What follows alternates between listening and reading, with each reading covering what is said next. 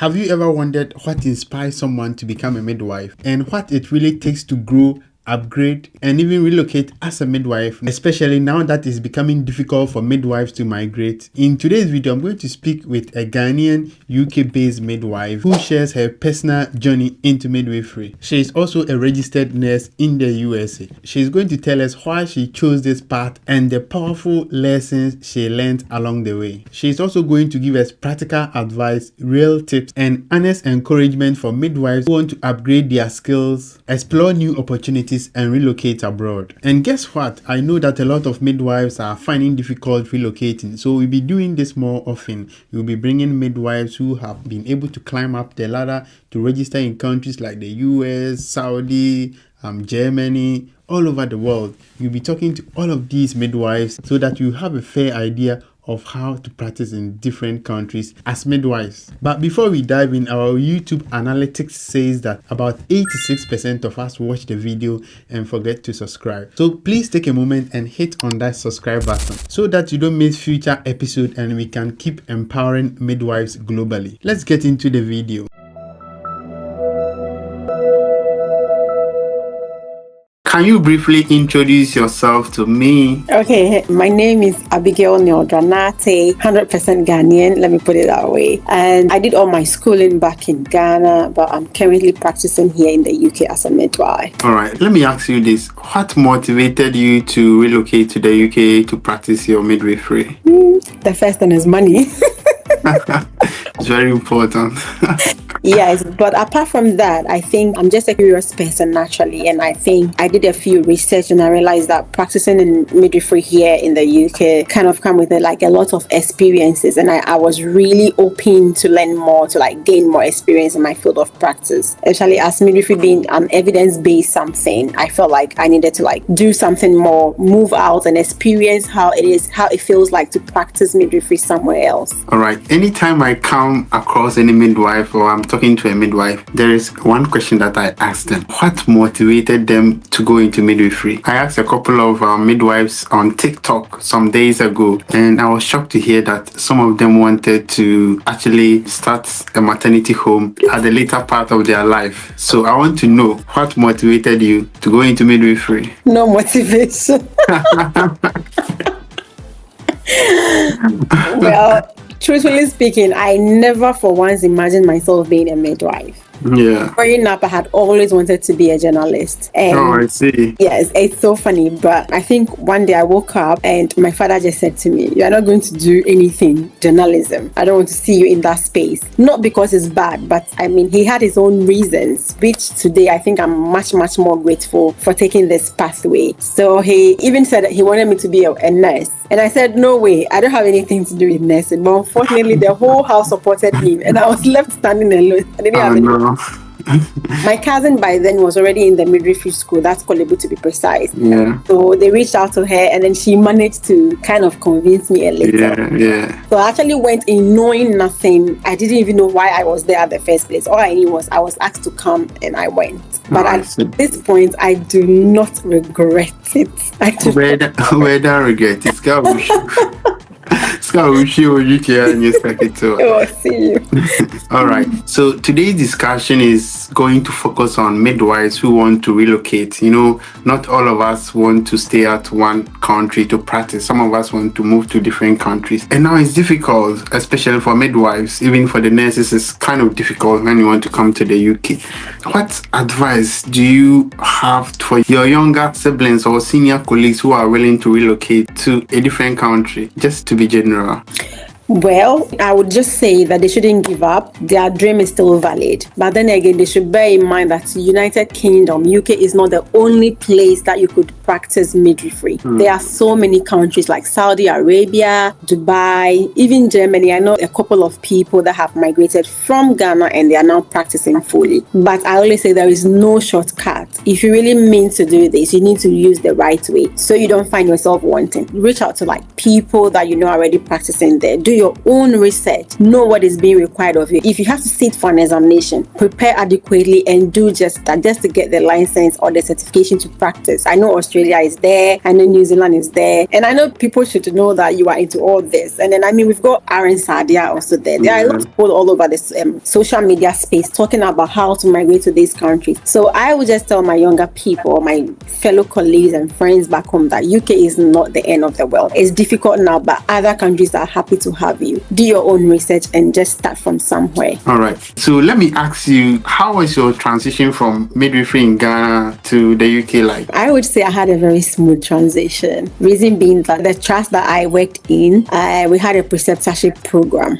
So we had all the necessary support that we needed. So what the transition program was about was that we had a booklet. I mean, you have your previous experience back home, but then there are lots of things that, I mean, you just need to add up to the already existing knowledge that you have, because they have a different way of doing things. It doesn't mean you do not know, but then again, you need to like sharpen your skills or do things as is being done here. Yeah. So we had a preceptorship program. That's, I mean, after you've passed your OSCE and you have your PIN, you become a band 5 midwife, and then you start the preceptorship program where you find yourself rotating in all the departments. And when you go there are certain skills that you are expected to better, also like have a hands-on for you to be signed off to prove that yes, you could do these things. So I would say my transition was very smooth, because they don't just push you to start doing things, but then you shadow people, you work with people, you are being guided, and you are given all the necessary support that you need to be able to transition better. And I love every bit of my experience. It wasn't any challenge for me at all. Saying that some of my colleagues and I are personally moving the agenda that some nurses, like all professionals who are going into health, like diploma in public health nursing, diploma in midwifery, they should start off as general nurses or adult nursing before they later divert. What do you think about this agenda that we are spearheading? Do you think it's good, or you think? I think it's very good, and it's actually a very good initiative. You should ask me why. I knew way back in Ghana, you don't just get up to do midwifery, but they had to introduce the straight midwifery because of midwifery shortage they had back then, and they were trying to fill the hospitals with midwives. But I know initially it used to be like one course for everybody, where everybody starts at like the same level. Everybody is a nurse. Just like, you know, when you want to go to the US, you just don't get up to become like a nurse anesthetist, a perioperative nurse. We all start as an RN. That was what was happening back then. And then after your training as a registered nurse, you decided to venture into whatever you want to become. I think that was very amazing, because it was making migration more smoother and way easier as compared to what we are facing now. So I think it's a very good initiative, and I support you guys 100% to, push that agenda. All right. Saying that, I know a few midwives who are also looking at working in the United States. What do you have to say? Do you think that's a good cause, and do you think that there are more things to be done before they can relocate to the US as nurses? Well, talking about practicing as a nurse in the US comes with a lot of requirements, especially if you're not a nurse. I would say it's doable, and at the same time, I would say it's not doable. Don't get me wrong, in quotes, and I'm going to explain why I'm taking both sides. Explain. Yes, I'm going to do that. It's doable because initially we had some of the nursing boards accepting diploma midwives to take the NCLEX examination. Yeah. But then again, you'd have to go back, regardless of the evaluation board that you use to evaluate your document. You'd have to go back to CGFNS to get your visa screening done, and that was where they were having problems. Yeah. It's doable, especially if probably you migrated to the US like on a spousal visa or something. You don't need to come back to do a visa screening. So you can still look for a board that actually allows diploma midwives to take the NCLEX. Then you can do that, and you are free to practice. But if you want to migrate from Ghana and you have a diploma midwifery, it's going to be a tug of war. So yes, it is doable based on your location and which kind of visa you have. And it's not doable if you find yourself in Ghana. Actually, if you have diploma, you don't even have a degree midwifery, it's becoming difficult. Let me just put it that way. It's not a straightforward path. Yeah. All right. So saying this, you actually mean that midwives who have diploma should rather do a top up. They should rather do some degree in nursing or degree in midwifery. Is that what you're saying? Yes, that's what I'm saying. Because I, for instance, I'm a testament to what you're saying.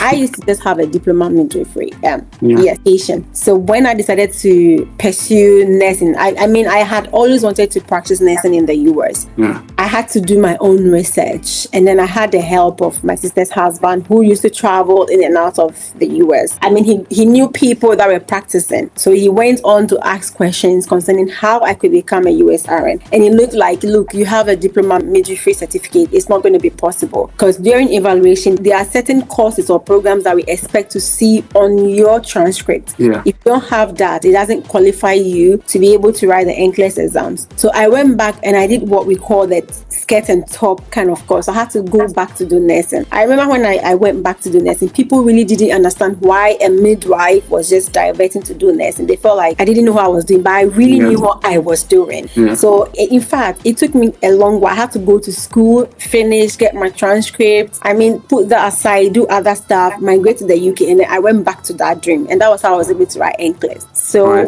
I mean, I would just tell anybody, if you really want to do this, I think it's way simpler and way easier to do the nursing as compared to doing the midwifery. All right. I will come back to you to give us some of the schools that are offering these courses in Ghana. But before that, if you're a midwife and you are loving the story and you want to enroll in NCLEX, contact NCLEX Pro Solution. We all say that the NCLEX is doable, but you need someone who has done it before to help you with the process, the registration, so that you can get enough time to learn. You know, some of the boards are rejecting most of the midwives, and if you speak to an agent who constantly do the registration for midwives, they will know the boards to choose from and they can offer you some advice. You know, talk to NCLEX Pro Solution, take the numbers on your screen and start your registration, and also start your tuition with us, because they have teachers who are down to earth. They will teach you everything that you need to pass your NCLEX. Now, Nellies, tell me some of the schools that you know which our colleagues enroll in and do a top up in nursing. All right. Okay. So I actually did my nursing in UCC, and it was a sandwich course, so it was face to face. It wasn't online. Oh, yeah. I know Legon also does nursing that allows midwifery students to actually like apply to, and it's a weekend school. I don't know of the others, but this is the only two I know, because most of my friends either were in UCC or you're in Legon. But I'm very, very much sure that most of the private institutions in Ghana would definitely offer nursing. Yeah. If you are a midwife looking to switch to nursing, you probably have to do a lot of work and see if this works for you. All right, let me take you back. If you were to go back to start your midwifery school journey, what would you have done differently? Just talk to our junior colleagues. This is a very excellent question. I need to pause and like rethink about it. But come to think of it, I don't really regret anything. And I think that it was a learning curve for me. And I would say that if you are really passionate about the midwifery job, then just focus and do that. If you are somebody that sees yourself in the next 5 years or whatever, or maybe after school, you want to travel and practice somewhere else, then I would say just go straight and do the nursing. I think everything, it boils down to the fact that mentorship is very, very important when it comes to choice of programs that we run, or choice of programs that we want to study and where we want to find ourselves in the future. You need somebody to really mentor you, to guide you, else you find yourself wanting. I mean, if it has to take you 3 years and you do things on your own, you end up taking a long time to achieve the same thing. So I don't think I would want to change anything, because even though I'm now a US RN, I still love midwifery, and I don't mind doing both at the same time because it's very rewarding, and it's, I don't know, but I love midwifery, and it's one of the best profession you could think of, same as nursing. But I just love being versatile, and that is it for me. So I like to have knowledge everywhere and be able to do what I need to do when I'm needed to do it. So yeah, that's it for me. All right. So tell me, do you ever regret relocating to the UK as a midwife? No, I don't. All right. So what benefits have you gotten so far? I know there's a whole lot of benefits. I mean, exactly. I mean, I think at the beginning we were actually considering the fact that monetary wise it's not what we were expecting back home. So I mean, the primary goal of migrating was because of better lifestyle and all that. But when I got here, I realized that there is more to it than just making money. When it comes to experience, I would say that I have gained more experience than I thought I had. And also, there are so many fields of midwifery that I did not know about that now I know. When it comes to workload, I mean, we are practicing patient-centered, even though we say that, but when you come here, you really, really have a feel of what it means to have to do a patient-centered kind of midwifery practice. So there are so many opportunities that these have actually brought my way. I've met people, I've made friends, I've created great connections, and I think I'm progressing steadily in my career and as compared to when I was back home. So I would say that I don't regret anything and I'm really happy to be here. That's insightful. Very much. You've been excellent. Tell me about Midwives to Ghana. Oh, all right. You think I didn't know?